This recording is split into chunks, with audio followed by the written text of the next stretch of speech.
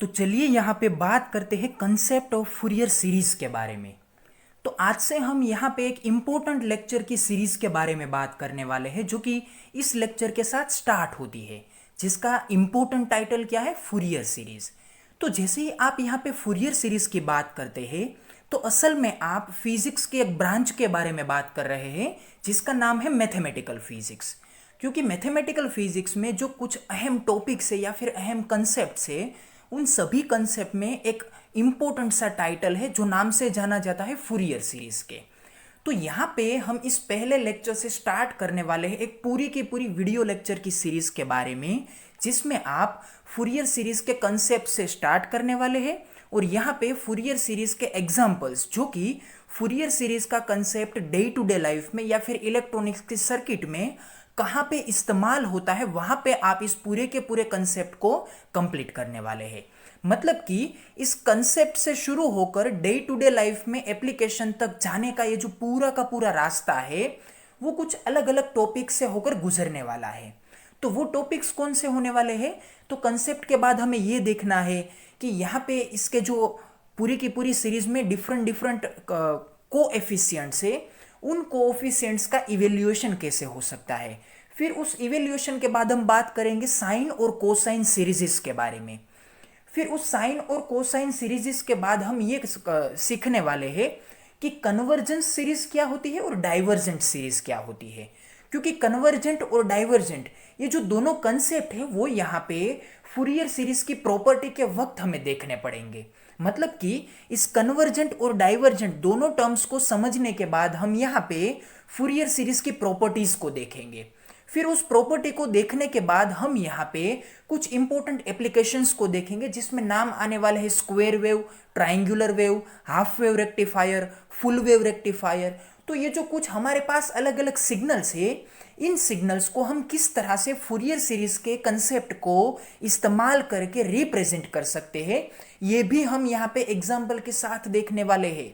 फिर हम क्या देखने वाले हैं, फूरियर सीरीज के जो कुछ एडवांटेजेस है जो कि कंपेयर्ड टू कुछ अदर सीरीजेस हम यहाँ पे देखने वाले हैं। मतलब कि ये जो सभी एडवांटेजेस है, क्योंकि फूरियर सीरीज भी एक सीरीज का कंसेप्ट है, जबकि टेलर सीरीज, मैक्लूरियन सीरीज, तो ये भी कुछ मैथमेटिकल कंसेप्ट है जो कि कुछ अलग अलग फंक्शंस को आप सीरीज के फॉर्म में लिख सकते हैं। तो ये दोनों सीरीज होने के बावजूद भी, मतलब कि टेलर सीरीज और मैक्लूरियन सीरीज होने के बावजूद भी हमें फिजिक्स में क्यों ये फूरियर सीरीज की जरूरत पड़ी, तो ये सभी बातें हम वहाँ पे कंपेरेटिवली एडवांटेजेस के फॉर्म में देखने वाले हैं। बाद में हम कुछ डे टू डे लाइफ के कुछ ऑर्डिनरी जियोमेट्रिकल फंक्शंस के बारे में बात करेंगे। तो उस फंक्शंस के बेसिस के ऊपर हम यहाँ पे ये प्रैक्टिस चेकआउट करेंगे कि किस तरह से ऑर्डिनरी फंक्शन का फूरियर एक्सप्रेशन निकाला जा सकता है। तो अभी के इस वीडियो में हमें यहाँ पे ये देखना है कि असल में ये फूरियर सीरीज का कंसेप्ट है क्या, किस तरह से इसमें ये सीरीज नाम का वर्ड आता है। और यहाँ पे आप कुछ ये देख सकते हैं कि ये जो फूरियर वर्ड है, तो ये फूरियर एक मैथमेटिशियन का नाम है, क्योंकि उस मैथमेटिशियन ने इस सीरीज का कंसेप्ट दिया था, इसलिए इस सीरीज का नाम क्या बन के आया है, फूरियर सीरीज। जैसे कि टेलर और मैक्लूरियन सीरीज मैथमेटिशियन के नाम के ऊपर ही जानी जाती है, तो कुछ इसी तरह से मैथमेटिकल फिजिक्स में ये जो हमारा इंपॉर्टेंट कंसेप्ट है फूरियर सीरीज, तो ये फूरियर सीरीज हमारे लिए यहाँ पे एक मैथमेटिशियन के नाम से जाना जाने वाला कंसेप्ट है। बाद में हम ये भी देखेंगे कि फूरियर ट्रांसफॉर्म क्या होता है। अगर हम फूरियर सीरीज में इंटरवल का एक्सटेंशन लेना चाहते हैं तो वो किस तरह से ले सकते हैं, फूरियर इंटीग्रल क्या होता है, तो इन सभी बातों को हम यहाँ पे इस पूरे के पूरे प्लेलिस्ट में कवर करने वाले हैं। और इस वीडियो के कमेंट सेक्शन में भी या फिर डिस्क्रिप्शन बॉक्स में भी आपको उस पूरे के पूरे प्लेलिस्ट की लिंक मिल जाएगी। सो प्लीज़ पहले उस लिंक को भी देखिएगा, और उस लिंक के सभी वीडियो को देखने से पहले आप इस इंट्रोडक्टरी वीडियो को देखिए, कि जिसके कारण असल में आपको यहाँ पे फूरियर सीरीज क्या है ये समझ में आएगा। इस फूरियर सीरीज के कंसेप्ट को अच्छी तरह से माइंड करवाने के लिए मैंने इसमें एक एनिमेशन का पोर्शन भी डाला है, कि जिसके कारण आपको ये समझ में आएगा कि किस तरह से अलग अलग वेव्स का आप यहाँ पे समेशन या फिर सुपर इम्पोज कॉम्बिनेशन लेते हैं, जिसके कारण आपको एक एडिटिव सीरीज मिलती है, जो कि यहाँ पे रिजल्ट के फॉर्म में किन से नाम के जानी जाती है, ये यहाँ पे फूरियर सीरीज के नाम से जानी जाती है। तो चलिए बात करते हैं इस फूरियर सीरीज के कंसेप्ट के बारे में। तो चलिए यहाँ पे पहले बात करते हैं इंट्रोडक्शन के बारे में, कि असल में ये फूरियर सीरीज कहाँ से आती है और फूरियर सीरीज का कंसेप्ट किन बातों के ऊपर डिपेंडेंट है। Introduction. A Fourier series is a way to represent a function as the sum of simple sine and और कोसाइन वेव्स। मतलब कि फूरियर सीरीज असल में एक ऐसी सीरीज है जो यहाँ पे साइन और कोसाइन कुछ इस टाइप के वेव्स के सम्मेशन के कारण हमें रिजल्ट के फॉर्म में मिलती है। अब देखिए यहाँ पे आपको एक टर्म तो समझ में आई होगी कि ये जो आपका साइन है और कोसाइन है वो असल में क्या है, एक वेव शेप है जो कि ट्राइगोनोमेट्रिक फंक्शन है। लेकिन आपको यहाँ पे ये बताया गया है कि आपको सिर्फ और सिर्फ एक साइन वेव का या फिर एक कोसाइन वेव का यहाँ पे कंसिडरेशन नहीं लेना है, आपको यहाँ पे क्या करना है, सम्मेशन लेना है। मतलब कि अलग अलग कुछ डिफरेंट फ्रीक्वेंसीज के साथ आपको यहाँ पे more than one sine waves का यहाँ पे क्या लेना है, सम्मेशन लेना है। और दूसरी बात यहाँ पे आपको एंड और दोनों कंडीशंस दे रखी है। मतलब कि कुछ कंसेप्ट में आपको ये भी मिल सकता है कि साइन एंड कोसाइन दोनों वेव्स का कॉम्बिनेशन हो सकता है, या फिर दूसरे केस में ये भी हो सकता है कि सिर्फ और सिर्फ आपको साइन वेव का यहाँ पे कॉम्बिनेशन लेना पड़े, या फिर सिर्फ और सिर्फ कोसाइन वेव का यहाँ पे आपको कॉम्बिनेशन लेना पड़े। मतलब कि आपको यहाँ पे फाइनल में जो एक टर्म मिलेगी उस टर्म में आपको क्या देखने को मिलेगा, वहां पे आपको साइन और या फिर साइन एंड कोसाइन कुछ इस टाइप के वेव का वहां पे आपको सम्मेशन मिलेगा। मतलब कि मल्टीपल टर्म्स की यहाँ पे बात हो रही है। फिर आगे देखिए, more formally it decomposes any periodic function or a periodic signal into the sum of set of simple oscillating functions namely sine and cosines। मतलब कि यहाँ पे आप एक पूरे के पूरे फंक्शंस की बात कर रहे हैं कि अगर उस फंक्शन को आप यहाँ पे डिकम्पोज करते हैं, या फिर यूं कहे कि इस पूरे के पूरे फंक्शन को आप यहाँ पे पीरियोडिकली चेकआउट करते हैं, तो वो जो आपको अलग अलग सभी पीरियड्स मिलने वाले हैं वो असल में क्या होने वाले हैं, वो असल में आपको यहाँ पे साइन और कोसाइन के फ्रैक्शंस मिलने वाले हैं। मतलब कि जो पीरियड्स आपको यहाँ पे मिलेंगे पीरियोडिक फंक्शंस, वो असल में क्या होंगे, एक डीकम्पोज होंगे। किसके डीकम्पोजिशंस में होंगे, वो यहाँ पे आपके दिए जाने वाले एक्चुअल सिग्नल्स के डीकम्पोजिशंस होंगे। तो ये जो आपके पीरियोडिक फंक्शन है ना, वो असल में कौन से रिलेशन में होने वाले हैं, सम के रिलेशन में होने वाले हैं, क्योंकि वो सभी पीरियोडिक सेट्स यहाँ पे सम के फॉर्मेट में होने वाले हैं। और वो पीरियोडिक सेट होंगे क्या, वो असल में यहाँ पे होने वाले हैं सिंपल ऑसिलेटिंग फंक्शंस। और वो ऑसिलेटिंग फंक्शंस क्या होंगे, साइन और कोसाइन। क्योंकि हम जानते हैं कि आपका ये जो पूरा का पूरा साइन फंक्शन है या फिर यूं कहिए कोसाइन फंक्शन है, वो कुछ इस तरह से ऑसिलेटिंग फंक्शन है, क्योंकि वो यहाँ पे एक स्पेसिफिक पीरियड में देखिए इतने पोर्शन को वो यहाँ पे with respect to the time वो क्या करता है, रिपीटेड करता है। तो मतलब ये है कि ये जो आपके साइन और कोसाइन फंक्शन है वो आपके किसी भी फंक्शन में जब आप उसे डीकम्पोज करते हैं तो उन सभी फंक्शंस में आपको यहाँ पे साइन और कोसाइन के कंपोनेंट कुछ इसी तरह से पीरियोडिक फंक्शंस के फॉर्मेट में as a set of summation मिलने वाले हैं। फिर आगे देखिए, Fourier series is just a mean to represent a periodic signal as an infinite sum of sine and और कोसाइन वेव कंपोनेंट्स। तो दूसरी बात आपको यहाँ पे ये बात रखनी है कि यहाँ पे आपने अभी तक ये देखा कि जो फूरियर सीरीज बनेगी वो यहाँ पे साइन और कोसाइन कुछ अलग अलग वेव्स के मल्टीपल कंपोनेंट्स का समेशन होंगी। लेकिन अभी तक हमने ये क्लेरिफिकेशन नहीं दिया था कि यहाँ पे मल्टीपल कंपोनेंट्स मतलब कि कितने। मैंने ये तो बोला कि मोर देन वन, लेकिन मोर देन वन 2 भी हो सकता है, 3 भी हो सकता है और 100 भी हो सकता है, और अगर यू कंसिडर कीजिए तो 1000 भी हो सकता है। तो यहाँ पे आपको मोर देन वन कंपोनेंट मतलब कि मल्टीपल कंपोनेंट्स के लिस्ट में कहाँ तक जाना है, तो आपको यहाँ पे इनफाइनाइट तक जाना है। मतलब कि ये वो सीरीज है कि जिसमें जो समेशन वाली सभी टर्म्स होने वाली है वो टर्म्स असल में क्या है, वो टर्म्स असल में इनफाइनाइट तक कैरी ऑन होती है। तो आपको ये याद रखना है कि फाइनल में जब आप बात करते हैं कि फूरियर सीरीज है क्या, तो वो यहाँ पे साइन और कोसाइन जैसे वेव के कंपोनेंट्स का समेशन ही है। लेकिन यहाँ पे जो नंबर ऑफ कंपोनेंट्स है वो यहाँ पे क्या है, इनफाइनाइट तक जाते हैं। सो इन तीन बातों को आपको यहाँ पे इंपॉर्टेंटली याद रखना था। फिर देखिए, a periodic signal is just a signal that repeats it pattern at some period. मतलब कि पीरियोडिक सिग्नल असल में है क्या, पीरियोडिक सिग्नल अपनी एक स्पेसिफिक पैटर्न को is respect to the time, मतलब कि टाइम के साथ उसी एक सिंपल पैटर्न को ये क्या करते रहता है, रिपीट करते रहता है। जिसके कारण हम यहाँ पे ये बोल सकते हैं कि हमें पूरे सिग्नल को यहाँ पे रिप्रेजेंट करने की कोई आवश्यकता नहीं है। हम अगर उस छोटे से पीरियड के पोर्शन को जो कि आगे with respect to the time repeated रहने वाला है, उसे अगर आप बतौर फंक्शन रिप्रेजेंट कर देते हैं तो भी ये चलेगा। मतलब कि यहाँ पे पीरियड का जो एडवांटेज है वो यहाँ पे ये है कि एक छोटा सा या फिर एक स्मॉल पोर्शन जो कि with respect to the time आगे आप कहीं पे भी इसे एक्सपांड कीजिए, वो यहाँ पे ऐसे ही फॉर्म में क्या होते रहेगा, रिपीट होते रहेगा। फिर देखिए, the primary reason that we use Fourier series is that we can better analyze a signal in another domain rather in the original domain। अब देखिए, किसी भी फंक्शन के पास अपने रेंज और डोमेन होता है। मतलब कि वो अपनी एक स्पेसिफिक वैल्यू को एक स्पेसिफिक क्राइटेरिया में से कंसिस्ट करता है और उस स्पेसिफिक वैल्यू की कंपैरिजन में वो अपना रिजल्ट एक दूसरे डोमेन में या फिर एक दूसरे क्राइटेरिया में आंसर के फॉर्म में देता है। मतलब कि अगर मैं बात करता हूं function F of x is equals to X square, तो देखिए यहां पे हम एक्स की वैल्यू यहां पे पॉजिटिव, नेगेटिव, जीरो या फिर यूं कहिए इंटीजर, हाफ इंटीजर, सभी वैल्यूज हम यहां पे एक्स के रिप्लेसमेंट में रख सकते हैं।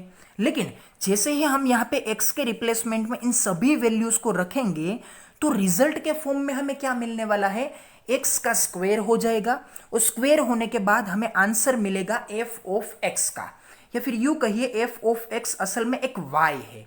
तो क्या होगा, एक्स चाहे कंसीडर कीजिए पॉजिटिव है तो पॉजिटिव का यहां पे स्क्वायर होने के बाद आपको आंसर क्या मिलेगा, पॉजिटिव मिलेगा। फिर अगर यू कंसीडर कीजिए कि एक्स की वैल्यू आपने यहां पे नेगेटिव कंसीडर की है तो नेगेटिव होने के बाद भी आपको यहां पे स्क्वायर होने के बाद आंसर क्या मिलेगा, पॉजिटिव मिलेगा। तो मेरा कहने का मतलब ये है कि आपने यहाँ पे एक्स की वैल्यूज को यहाँ पे रखने के लिए पॉजिटिव और नेगेटिव सभी टाइप्स की वैल्यू यहाँ पे इस्तेमाल की, लेकिन फिर भी आपको रिजल्ट में क्या मिला, रिजल्ट में आपको y के फॉर्म में सिर्फ और सिर्फ पॉजिटिव वैल्यूज ही मिलती है। तो मेरा कहने का डायरेक्ट मतलब ये है कि एक स्पेसिफिक डोमेन या फिर एक स्पेसिफिक क्राइटेरिया में से x अपनी वैल्यूज को चूज करता है और एक दूसरे क्राइटेरिया में एज अ रिजल्ट अपनी वैल्यूज को ये क्या करता है, रिप्रेजेंट करता है, या फिर यूं कहिए रिजल्ट के फॉर्म में आपको देता है। तो यहाँ पे ये जरूरी नहीं है कि जो वैल्यूज यहाँ पे कंसीडर की गई है वही वैल्यूज आपको यहाँ पे आंसर के फॉर्म में मिलेगी। वो सेम भी हो सकती है, डिफरेंट भी हो सकती है। वो क्राइटेरिया में अगर पॉजिटिव वैल्यूज पहले क्राइटेरिया में है तो दूसरे क्राइटेरिया में वो पॉजिटिव वैल्यू नहीं भी हो सकती है। तो ये सभी बातें एक कंडीशंस के ऊपर डिपेंड है। तो मेरा कहने का मतलब क्या था कि जो एक्चुअल डोमेन आपके पूरे के पूरे बेसिक फंक्शन का होता है, उस बेसिक फंक्शन के डोमेन को आप यहाँ पे चेंज करके फूरियर सीरीज के कंसेप्ट में उसी फंक्शन को आप यहाँ पे एक्सप्लेन कर सकते हैं। तो ये मैथमेटिक्स का एक कंसेप्ट है जो कि अगर हम समझने बैठते हैं तो मुझे वहां पे आपको एक अलग से 1 घंटे का लेक्चर देना पड़ेगा। लेकिन आप यहाँ पे यूं समझिए कि मैथमेटिक्स के कंसेप्ट के बेसिस के ऊपर अगर एक फंक्शन प्रिपेयर होता है, क्योंकि आपको याद रखना है कि ये जो सीरीज का कंसेप्ट है असल में ये मैथमेटिकल कंसेप्ट है, और इसीलिए मैंने आपको इंट्रोडक्शन में भी बोला था कि ये फूरियर सीरीज मैथमेटिकल फिजिक्स का एक पोर्शन है, क्योंकि यहाँ पे भी फिजिक्स वर्ड के साथ मैथमेटिकल वर्ड आता है। तो कुछ टर्म्स को या फिर कुछ कंसेप्ट को हमें यहाँ पे मैथमेटिक्स की लैंग्वेज में अंडरस्टूड करना या फिर समझना बहुत ही आसान रहता है। तो यहाँ पे मैथमेटिक्स के रूल्स को भी हमें फॉलो करना पड़ेगा। तो वो रूल्स क्या है, वो रूल्स यहाँ पे ये है कि आप अगर यहाँ पे फूरियर सीरीज का इस्तेमाल करते हैं तो फूरियर सीरीज को इस्तेमाल करके आप यहाँ पे फंक्शन को अच्छी तरह से एक्सप्लेन कर सकते हैं। क्यों अच्छी तरह से एक्सप्लेन कर सकते हैं? क्योंकि उस फंक्शन को फूरियर सीरीज के फॉर्म में एक्सप्लेन करने के लिए आप यहाँ पे ओरिजिनल डोमेन की बजाय कोई भी अपना एक अनदर डोमेन इस्तेमाल कर सकते हैं जो कि आपको इस्तेमाल करने के लिए रिलायबल होगा। तो मैंने वही आपको बात बताई थी, एक्सटेंशन ऑफ इंटरवल, जो कि मैंने इंट्रोडक्शन में एक टॉपिक का नाम लिया था। तो ये सभी बातें हैं जो कि फूरियर सीरीज के साथ कोरिलेटेड है। अभी तो हम यहाँ पे इंट्रोडक्शन के बारे में बात कर रहे हैं, लेकिन हमें यहाँ पे इंट्रोडक्शन में बात करने के वक्त कई सारे टॉपिक्स के टाइटल के बारे में भी थोड़ी सी इंट्रोडक्शंस लेनी पड़ेगी।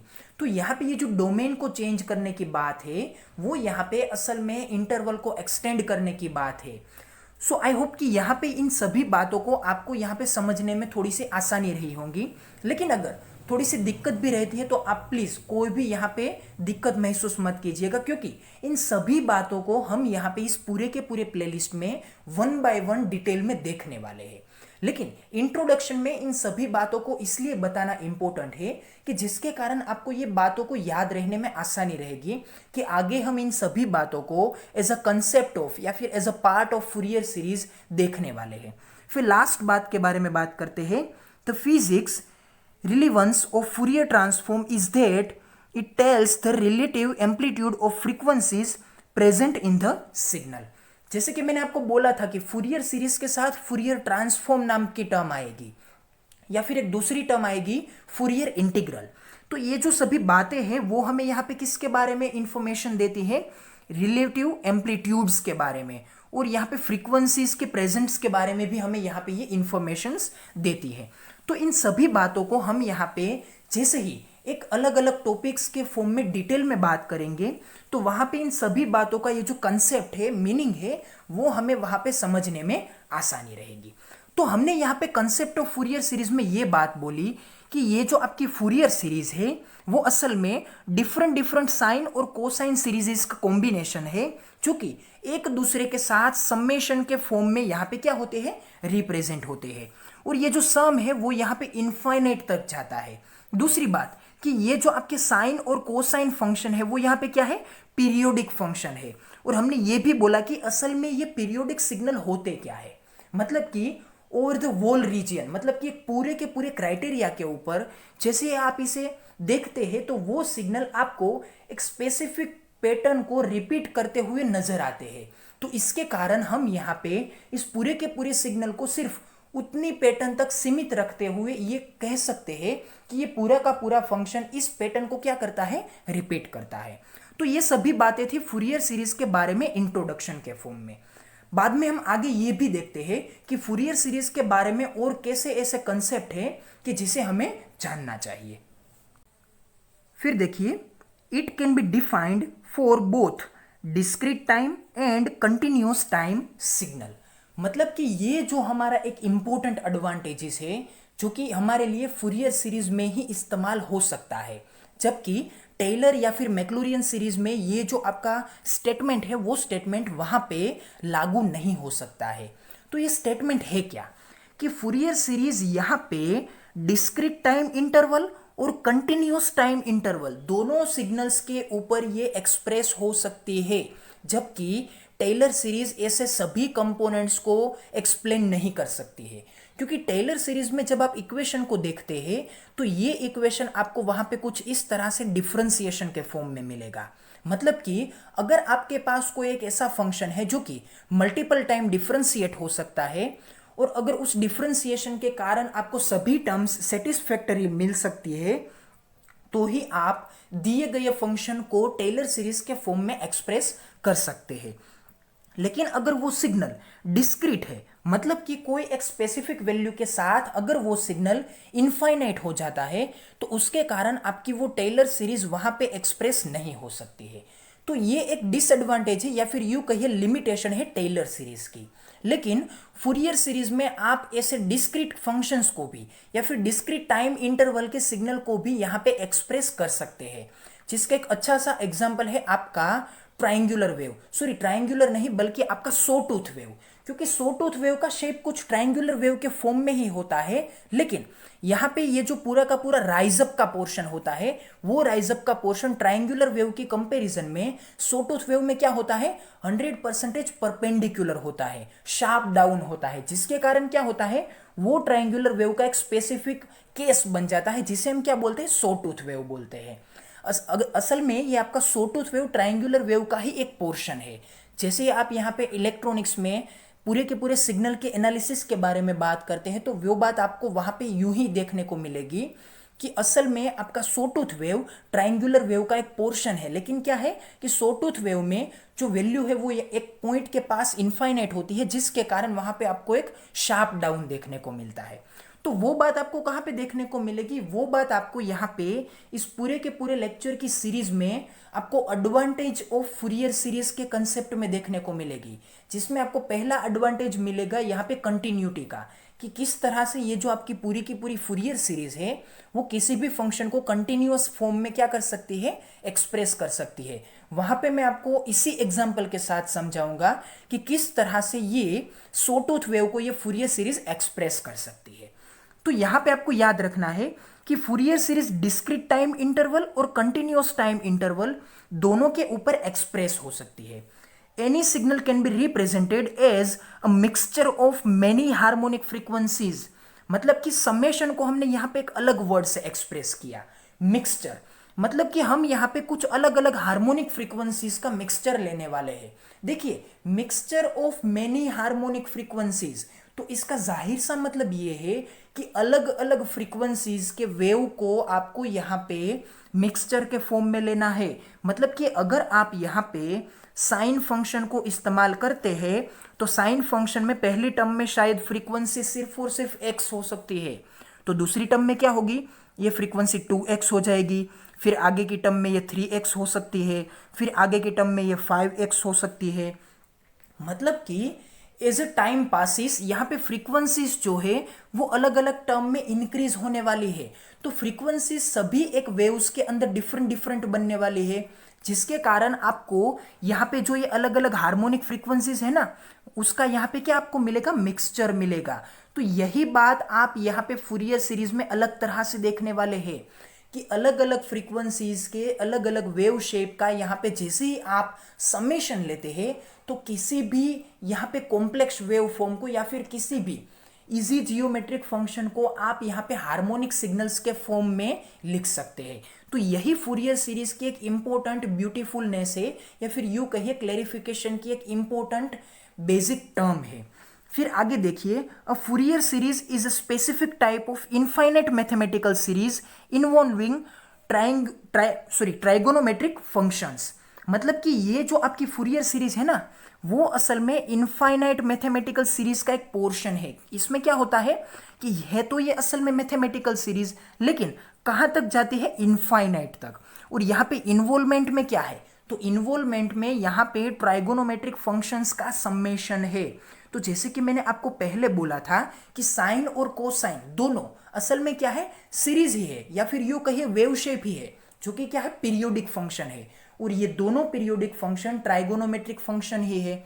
तो यहाँ पे हम साइन और कोस का जैसे ही समेशन लेते हैं इनफाइनाइट तक, तो इसका जाहिर सा मतलब ये है कि यहाँ पे हम ट्राइगोनोमेट्रिक फंक्शन का मैथमेटिकल सीरीज के कंसेप्ट में इनफाइनाइट समेशन लेने वाले हैं। तो यहाँ तक कि जो मैंने सभी बातें आपको बताई कि ये साइन और कोस का समेशन है, यहाँ पे अलग अलग फ्रीक्वेंसीज का समेशन होता है, तो इन सभी बातों को मैं आपको एक एनिमेशन के फॉर्म में या फिर यूं कहिए एग्जाम्पल के फॉर्म में मैं आपको एक इंट्रोडक्शन देना चाहता हूं। तो वो इंट्रोडक्शन चाहे ये देखिए, let us take an example of square wave to understand the Fourier series concept. मतलब कि हमें फूरियर सीरीज के कंसेप्ट को समझने के लिए एक स्क्वायर वेव का एग्जाम्पल लेना है। अब देखिए ये है आपका स्क्वायर वेव, तो स्क्वायर वेव में क्या है, ये देखिए यहाँ पे इतने पोर्शन में इसकी वैल्यू क्या है, 0। फिर यहाँ पे x की पॉजिटिव वैल्यू के साथ यहाँ पे आपको y कांस्टेंट वैल्यू के फॉर्म में मिलता है। मतलब कि इतने पीरियड में आप चाहे x की वैल्यू कुछ भी कंसीडर कीजिए, लेकिन आपको ये y क्या मिलेगा, एक फिक्स वैल्यू में मिलेगा। कुछ इस तरह से आप यहाँ पे नेगेटिव एक्स की इतने पीरियड की कुछ भी वैल्यू के लिए आपको यहाँ पे जो y मिलेगा वो यहाँ पे एक नेगेटिव एम्पलीट्यूड के फॉर्म में फिक्स वैल्यू मिलेगी। मतलब कि आप यहाँ पे इतने सिग्नल के पोर्शन को अगर रिपीटेडली पूरे के पूरे फंक्शन में इस साइड में या फिर इस साइड में कंसीडर करते हैं तो ये आपको रिपीटेडली कुछ इसी तरह से शेप के फॉर्म में आपको आगे भी मिलेगा। मतलब कि अगर आप इस पूरे के पूरे फंक्शन को जियोमेट्रिकली अगर देखते हैं तो ये फंक्शन x की स्पेसिफिक क्राइटेरिया की वैल्यू के लिए असल में क्या है, फिक्स वैल्यू है। तो अगर मैं इसका फंक्शन लिखने की कोशिश करता हूं तो ये असल में क्या है, f of x is equals to h। ये कितने h? तो अब हमें ये देखना है कि देखिए इस पूरे के पूरे सिग्नल में कोई भी आपको यहाँ पे साइन के जैसा यहाँ पे वेव शेप देखने को नहीं मिल रहा है, लेकिन फिर भी ये आपका जो पूरा का पूरा स्क्वायर वेव है ना वो कुछ इस तरह से अलग अलग फंक्शंस का समेशन है।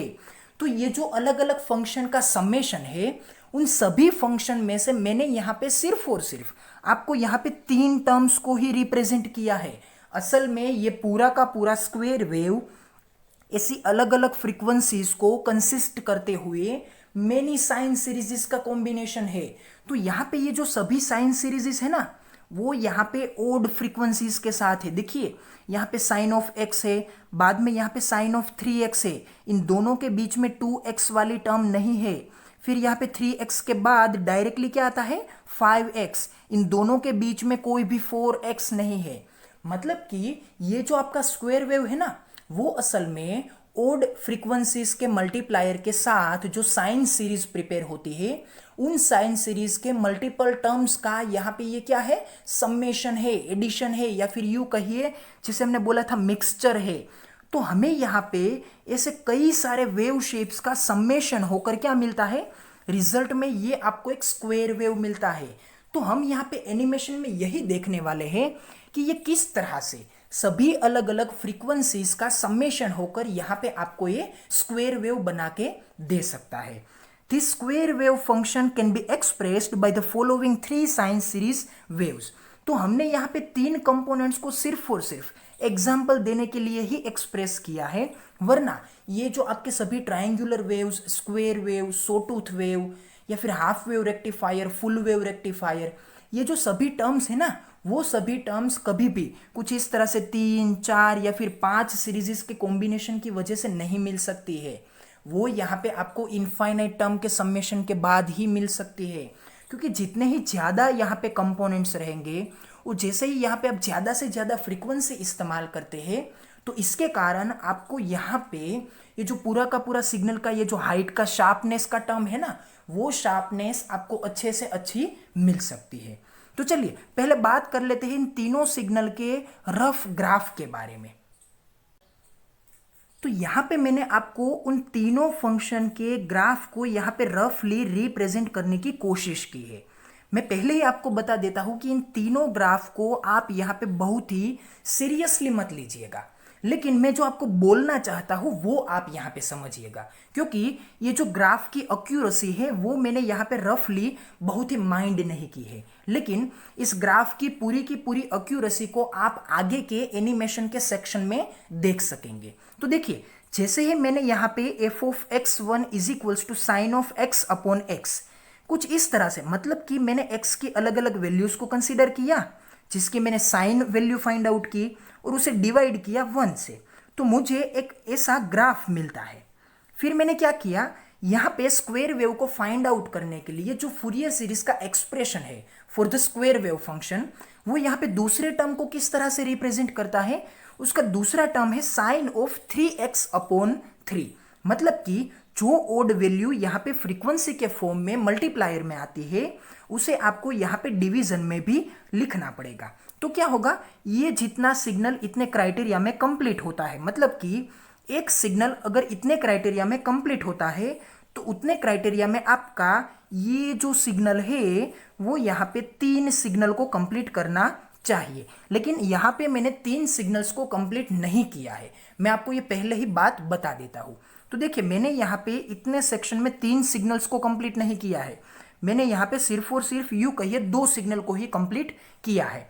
लेकिन मुझे आपको ये समझाना है कि जैसे ही यहाँ पे फ्रीक्वेंसी इंक्रीज होती है तो यहाँ पे देखिए 1/3, ये जो आपका डिनोमिनेटर का 3 है ना, वो असल में आप आगे यहाँ पे 1/3 के फॉर्म में लिख सकते हैं।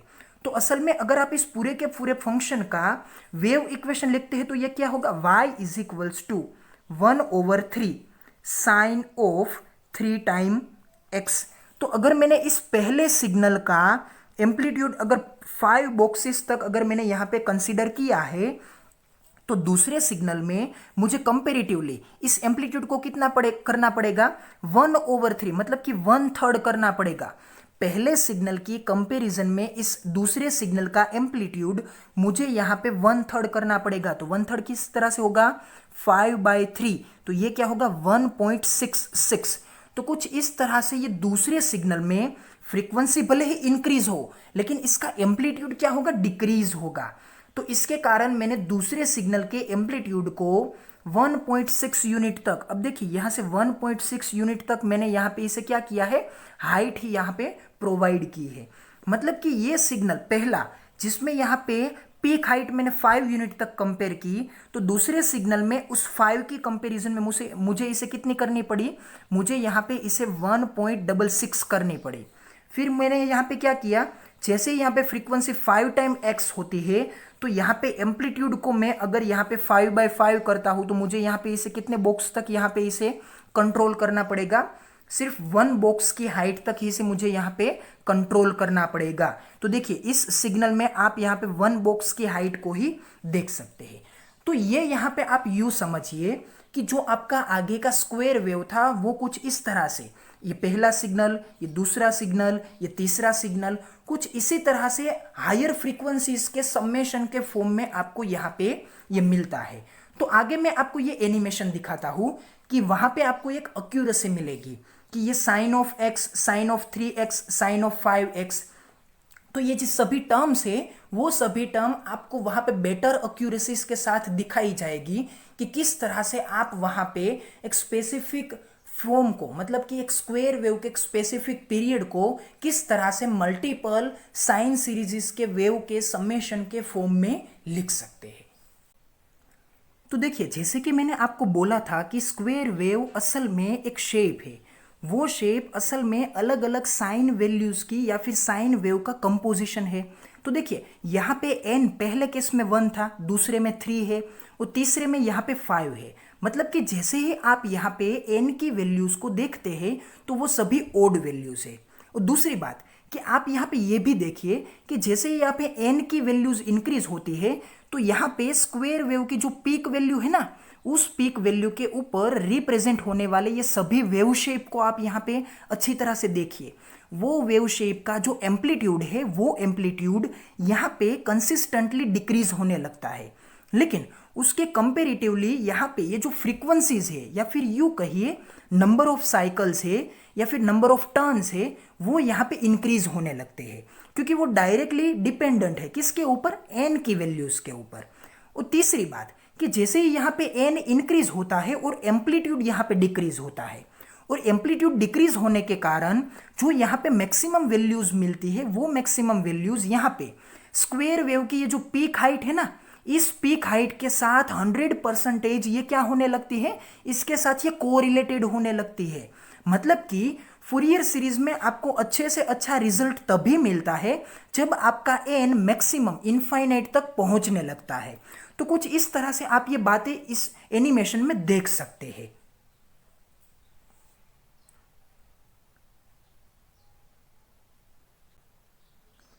सो एनिमेशन में हमने ये देखा था कि ये जो आपका दिया जाने वाला स्क्वायर वेव है वो असल में मल्टीपल साइन वेव्स का कॉम्बिनेशन है। तो वही बात मैंने यहाँ पे आपको फूरियर सीरीज के फाइनल इक्वेशन के फॉर्म में दे रखी है। देखिए the given wave was made by super impose of this 3 waves with different multiplier of amplitude and angle. मतलब कि मैंने जो आपको 3 वेव्स वहाँ पे रफली रिप्रेजेंट करके दिए थे, वहाँ पे मैंने आपको बोला था कि एम्पलीट्यूड यहाँ पे दूसरे वेव में 1/3 है, फिर आगे के वेव में 1/5 है। तो कुछ इस तरह से आपके ये जो एम्पलीट्यूड और ये जो आपके एंगल के यूनिट्स है, एंगल को आप यूँ कहिए कि फ्रीक्वेंसी का यूनिट है, तो ये आपका एंगल और एम्पलीट्यूड, ये दोनों टर्म्स यहाँ पे एक स्पेसिफिक मल्टीप्लायर्स के फॉर्म में चलते हैं। जैसे मैंने आपको वहां पे बोला था कि पहले टर्म के डिनोमिनेटर में यहाँ पे क्या था, 1 था, फिर दूसरे टर्म के डिनोमिनेटर में 3 था। तो ये जो सभी टर्म्स थे वो असल में आपके पूरे के पूरे स्क्वायर वेव के मैथमेटिकल एक्सप्रेशन के ही फॉर्म थे। देखिए ये मैथमेटिकल एक्सप्रेशन स्क्वायर वेव का फूरियर एक्सप्रेशन है। मतलब कि अगर आप यहाँ पे फूरियर सीरीज के कंसेप्ट को यूज करके उस स्क्वायर वेव का यहाँ पे अगर आप एक्सप्रेशन फाइंड आउट करते हैं तो वो एक्सप्रेशन आपको कुछ इस तरह से मिलेगा कि ये है यहाँ पे h/2। तो ये h/2 असल में आपके पूरे के पूरे फूरियर सीरीज एक्सप्रेशन के फॉर्म में जो स्क्वायर वेव मिलता है उस स्क्वायर वेव का ये क्या है, मैक्सिमम एम्पलीट्यूड या फिर यू कहिए पीक हाइट है। फिर यहाँ पे ये जो आपका h का टर्म है ना, वो h का टर्म यहाँ पे देखिए ये क्या है, स्क्वायर वेव है, यू पे है ये। तो स्क्वायर वेव में ये जो हमने हाइट यहाँ पे दे रखी है ये क्या है, h है। क्योंकि यहाँ पे स्क्वायर वेव में आप ये हाइट 1 यूनिट, 10 यूनिट, 1000 यूनिट कोई भी मेंटेन कर सकते हैं। तो यहाँ पे ये अननोन होने के कारण हमने इस h हाइट को यहाँ पे as a variable term as it is रख दिया है। तो देखिए मेरा कहने का ये जो इंपॉर्टेंट कंक्लूजन है या फिर ये जो इंटेंशन है वो यहाँ पे एक्सप्रेस होता है। देखिए मैंने sine of x upon x के बारे में वहां पे शेप दिया था, साइन ऑफ 3x अपॉन 3 वो शेप आपको मैंने वहां पे दिया था, साइन ऑफ 5x अपॉन 5 वो शेप मैंने आपको यहाँ पे दिया था। तो यहाँ पे पहले टर्म में 1/1 है, मतलब कि यहाँ पे ये जो आपका पहले टर्म का एम्पलीट्यूड होगा ना वो एम्पलीट्यूड आगे के सभी टर्म में क्या होगा, 1/3 होगा, फिर 1/5 होगा, फिर 1/7 होगा। मतलब कि पहले सिग्नल का जो मैक्सिमम एम्पलीट्यूड है वो आगे के सभी सिग्नल में फ्रीक्वेंसी यहाँ पे इंक्रीज होती है 3x 5x 7x, लेकिन उस इंक्रीजिंग फ्रीक्वेंसी के साथ साथ इसका एम्पलीट्यूड क्या होता है, डिक्रीज होता है। तो ये सभी बातों को आपको यहाँ पे याद रखना है। ये सभी बातें एक लेक्चर में आपको याद रखने में थोड़ी सी दिक्कत रहेगी, लेकिन इन सभी बातों को अभी आप सिर्फ और सिर्फ सुनिए और माइंड कीजिए। जैसे ही आप यहाँ पे अलग अलग फूरियर सीरीज के एग्जाम्पल्स और लेक्चर्स को आगे देखेंगे तो वो सभी बातें वहाँ पे आपको क्लियर हो जाएगी। लेकिन अभी आप ये समझिए कि यहाँ पे ये जो आपका साइन सीरीज का पूरा वेव का मिक्सचर है, इस वेव के मिक्सचर में आपको फ्रीक्वेंसी इंक्रीजिंग फॉर्मेट में मिलती है, लेकिन उन सभी सक्सेसिव फ्रीक्वेंसीज की कंपैरिजन में जो एम्पलीट्यूड प्रिपेयर होता है वो असल में डिक्रीज होता है, जिसके कारण ये जो आपका पहला सिग्नल है ना इसकी जो पीक हाइट रहेगी वही पीक हाइट यहाँ पे क्या रहेगी, रिजल्ट के फॉर्म में आपको मिलेगी। तो पहले लेक्चर में हमने n को अलग अलग कंसीडर किया था। n से मेरा मतलब है नंबर ऑफ टर्न्स या फिर यू कहिए n एक ऐसी वैल्यू है जो कि एम्पलीट्यूड ऑफ फ्रीक्वेंसी के साथ मल्टीप्लाई होती है। लेकिन यहाँ पे मैंने n की वैल्यू को यहाँ पे अलग अलग तरह से एडिशन के फॉर्म में दिया है। मतलब कि जो आपका पहला बेसिक सर्कल है ना जिसका यहाँ पे रेडियस भी ज्यादा है और इसकी साइज भी बड़ी है, तो ये है आपका फर्स्ट n नंबर 1। जो दूसरा सर्कल है जो कि पहले सर्कल से छोटा है वो यहाँ पे क्या है, n = 3 है। फिर ये जो आपका तीसरा सर्कल है वो n = क्या है, 5 है। और इसके आगे के जो सभी सर्कल्स आने वाले हैं वो सभी सर्कल यहाँ पे आपको असल में क्या देने थे, वो यहाँ पे आपको n की इंक्रीजिंग वैल्यू को रिप्रेजेंट करते हैं। देखिए जैसे ही यहाँ पे नंबर ऑफ सर्कल्स इंक्रीज होते हैं तो उन सभी की रेडियस सक्सेसिवली डिक्रीज होने लगती है, मतलब कि उसका एम्पलीट्यूड यहाँ पे डिक्रीज हो रहा है। जैसे कि मैंने आपको वहाँ पे मैथमेटिकल एक्सप्रेशन में भी बोला था कि पहला एम्पलीट्यूड 1 है, दूसरा एम्पलीट्यूड यहाँ पे बनता है 1/3, फिर आगे का एम्पलीट्यूड यहाँ पे क्या बनता है 1/5। तो कुछ इस तरह से एम्पलीट्यूड डिक्रीज होते हैं, तो जिसके कारण आप यहाँ पे मल्टीपल n की वैल्यू को समेशन के फॉर्म में लेते हैं तो आपको ये स्क्वायर वेव का शेप मिलता है। देखिए जहाँ पे सभी वेव्स एक दूसरे के ऊपर सुपर इम्पोज होते हैं वहां पे आपको इस स्क्वायर वेव की पीक हाइट देखने को मिल रही है। तो कुछ इस तरह से square wave multiple n values का समेशन है। फिर आखिरी बात कि मैंने यहाँ पे सभी n के टर्म्स को एक दूसरे के साथ कंपेयर क्यों किया, क्योंकि ये सभी एक दूसरे के साथ सीरीज के रिलेशन में है। उस सीरीज का कंसेप्ट क्या है कि ये एक दूसरे के साथ ऐड होने चाहिए। तो ऐड होने के कारण मैं यहाँ पे एक दूसरे का एडिशन ले सकता हूँ, समेशन ले सकता हूँ। उस समेशन में यहाँ पे डायरेक्टली रेडियस के समेशन के साथ या फिर यूँ कहिए कि एक दूसरे के साथ जो रिजल्ट मिलता है उसके समेशन के फॉर्म में लिख सकता हूं। तो यहाँ पे आपको ये जो पूरा का पूरा एनिमेशन है वो आपको ये समझाता है कि अलग अलग साइन फ्रीक्वेंसीज का ये क्या है, एडिशन है। तो आगे देखिए, this expression will have the summation of different terms, hence it is called series. तो मैंने यहाँ पे आपको पहले से ही ये बात बोल रखी है, Fourier series Fourier series Fourier series. लेकिन मैथमेटिक्स में दो कंसेप्ट है, एक है सीक्वेंस और दूसरी है सीरीज। तो सीक्वेंस किसे बोलते हैं?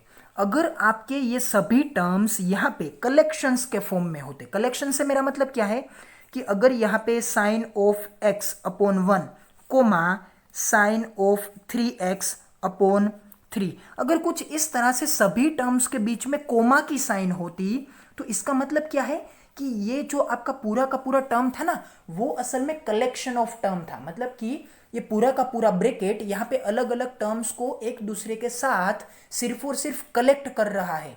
इन दो टर्म्स के बीच में कोई रिलेशन नहीं है। लेकिन सीरीज में क्या होता है, ये आपका पहला टर्म और ये आपका दूसरा टर्म, इन दोनों के बीच में एक एडिशन का क्या है, रिलेशन है।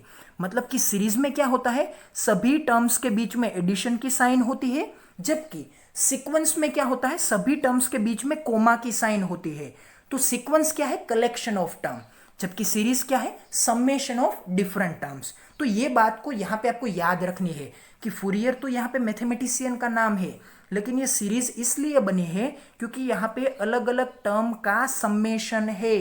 सो ये बात को आपको यहाँ पे याद रखनी है। फिर देखिए, this type of series is known as Fourier series.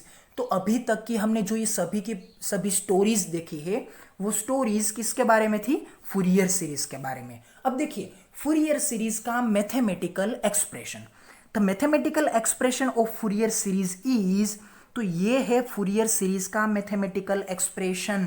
देखिए f of x is equals to a naught sigma n running from 1 to infinite. तो देखिए ये सिग्मा किसे रिप्रेजेंट करता है, इस समेशन की साइन को। तो ये समेशन की साइन अपने साथ कंसिस्ट करने वाले सभी टर्म्स को कहां से कहां तक ले जाती है, तो देखिए यहां पे आपको एन को 1 से कंसिडर करते हुए इनफाइनाइट तक ले जाना है। मतलब कि यहां पे इनफाइनाइट टर्म्स का ये क्या है, समेशन। सिग्मा किसे रिप्रेजेंट करता है, सम को। तो यहाँ पे आपके पास जो ये पूरी की पूरी सीरीज का कॉम्बिनेशन आएगा वो किसके रिप्लेस में होगा, कोस सीरीज के रिप्लेसमेंट में। मतलब कि यहाँ पे ये कोसाइन सीरीज को एक्सप्रेस करता है। दूसरा टर्म देखिए कुछ इसी तरह से समेशन आएगा, एन को आपको इस्तेमाल करना है 1 से इनफाइनाइट तक, लेकिन यहाँ पे जो बेसिक सीरीज रहेगी वो क्या होगी, साइन सीरीज। तो मैंने आपको पहले भी और पहली स्लाइड में भी यही बोल दिया था कि ये आपकी फूरियर सीरीज का एक्सप्रेशन असल में कोसाइन और साइन सीरीज का इनफाइनाइट टर्म्स तक क्या है, समेशन ही है।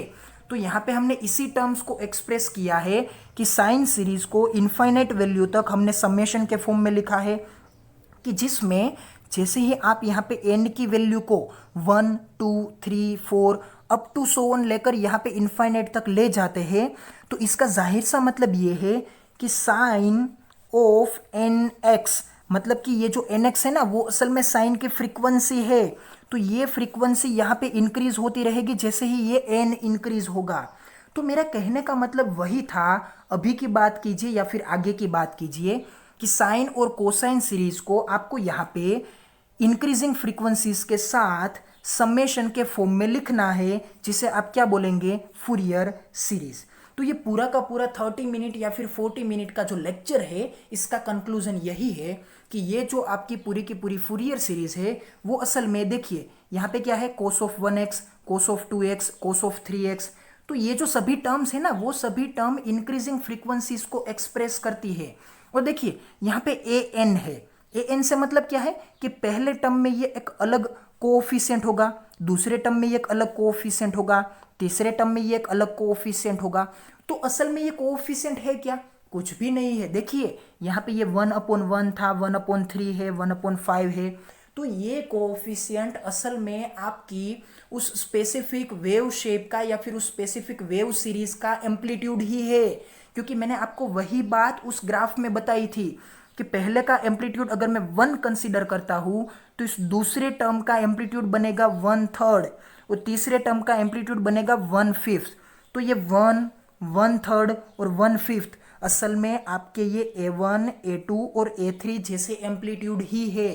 तो यहाँ पे ये जो मैथमेटिकल टर्म है वो मैथमेटिकल टर्म अभी तक की पूरी वर्ड के रिप्रेजेंट में आने वाली स्टोरी का एक्सप्रेशन ही है।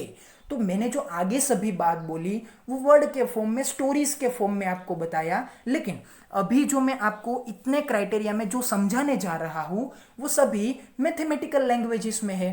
तो सो आई होप कि यहाँ पे आपको ये समझने में आसानी रही होगी कि ये जो आपका फूरियर सीरीज का एक्सप्रेशन है वो अलग अलग एम्पलीट्यूड के साथ और अलग अलग फ्रीक्वेंसीज के साथ ये जो आपकी कोसाइन सीरीज और साइन सीरीज होती है इसका सिर्फ और सिर्फ इनफाइनाइट टर्म्स तक का ये क्या है, समेशन ही है। सो यहाँ पे मैं अपने फूरियर सीरीज के इंट्रोडक्शन के ऊपर डिपेंडेंट इस लेक्चर को कंप्लीट करता हूँ और आई होप कि आपको यहाँ पे ये पूरा का पूरा इंट्रोडक्शन समझ में आया होगा। और अगर ये इंट्रोडक्शन आपको समझ में नहीं भी आया है सो तो प्लीज़ आप यहाँ पे टेंस मत होइएगा, क्योंकि आप इस पूरे के पूरे वीडियो के डिस्क्रिप्शन में जो मैंने लिंक दे रखी है उस लिंक में मैंने आपके फूरियर सीरीज के ऊपर डिपेंडेंट सभी वीडियोस को दे रखा है। उन सभी वीडियो को पहले आप एक बार देखिए और देखने के बाद आपको यहाँ पे ये सभी टर्म्स समझने में आसानी रहेगी, क्योंकि जैसे ये आप यहाँ पे इसे आगे देखते रहेंगे तो आपको यहाँ पे ये कंसेप्ट असल में क्लियर होता रहेगा, क्योंकि सेल्फ वर्क करने से ही सभी कंसेप्ट अच्छी तरह से समझ में आ सकते हैं। So thank you so much for watching my video. और अगर आप कुछ इसी तरह से अलग अलग सभी वीडियोस को फूरियर सीरीज के बारे में देखना चाहते हैं तो प्लीज़ इस वीडियो के कमेंट सेक्शन में आप कमेंट लिखिए जो कि आपको सभी वीडियोस देखने हैं उसके बारे में। और दूसरी बात कि जो वीडियोस अभी तक मैंने प्लेलिस्ट में डाल दिए हैं उन सभी वीडियोस को देखने के लिए आप इस वीडियो के डिस्क्रिप्शन में देखिए, जहाँ पे आपको इस पूरे के पूरे प्लेलिस्ट की लिंक मिल जाएगी। Thank you so much for watching my video.